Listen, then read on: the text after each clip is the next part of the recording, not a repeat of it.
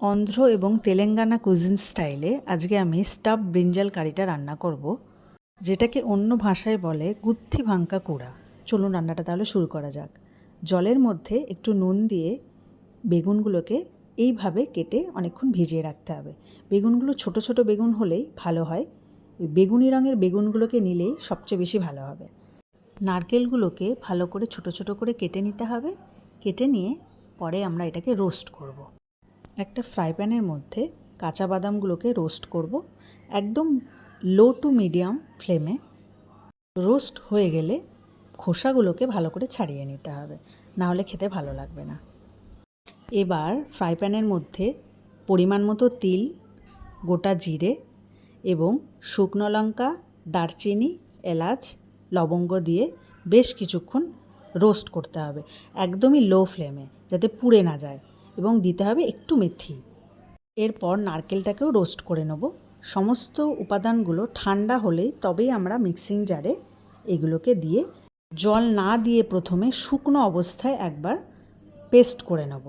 Paste করার আগে দিতে হবে কাশ্মীরি লঙ্কার গুঁড়ো, আদা বাটা, ধনে গুঁড়ো আর পরিমাণ মতো নুন। শুকনো অবস্থায় একবার পেস্ট করে নেওয়ার পর 1 কাপ জল দিয়ে ভালো করে আর একবার পেস্ট করে নিতে হবে। থিকনেসটা ঠিক যেরকম দেখাচ্ছি ওরকম হতে হবে, এর থেকে পাতলা হলে অসুবিধা হবে। সাউথ ইন্ডিয়ান রান্না, কারি পাতা তো লাগবে, তাই রান্না করতে করতে ছুটতে চলে গেলাম কারি পাতা তুলতে। এই গাছটা আমার বাড়িতেই আছে। একদমই কচি কচি পাতাগুলোকে আমি তুলে নিয়ে এসেছি। পাতাগুলোকে এরকম করে ছাড়িয়ে নিয়ে ভালো করে জলে ধুয়ে জলটা ভালো করে শুকিয়ে নিতে হবে।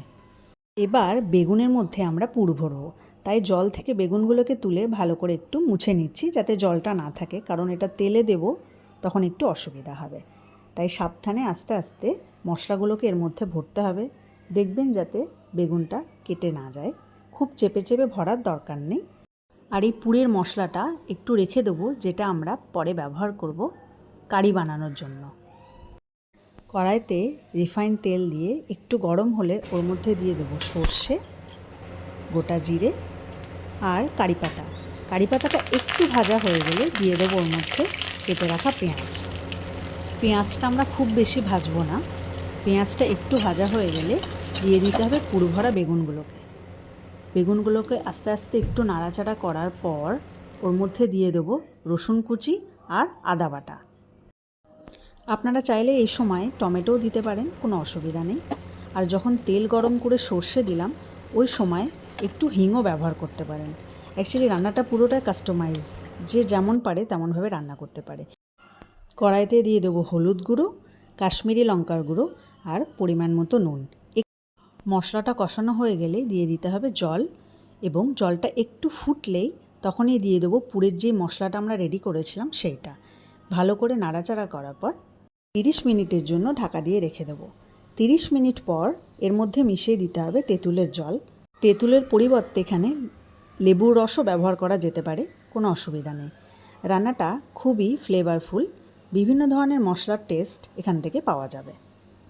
অনেকে প্রেশার কুকারেও এই রান্নাটা করে থাকে। উত্তর ভারতেও এই রান্নার বেশ প্রচলন আছে। গরম ভাত বা রুটি সাথে পরিবেশন করুন। ভিডিওটি কেমন লাগলো অবশ্যই জানাবেন, আর রেসিপিটা একবার বাড়িতে ট্রাই করে দেখবেন।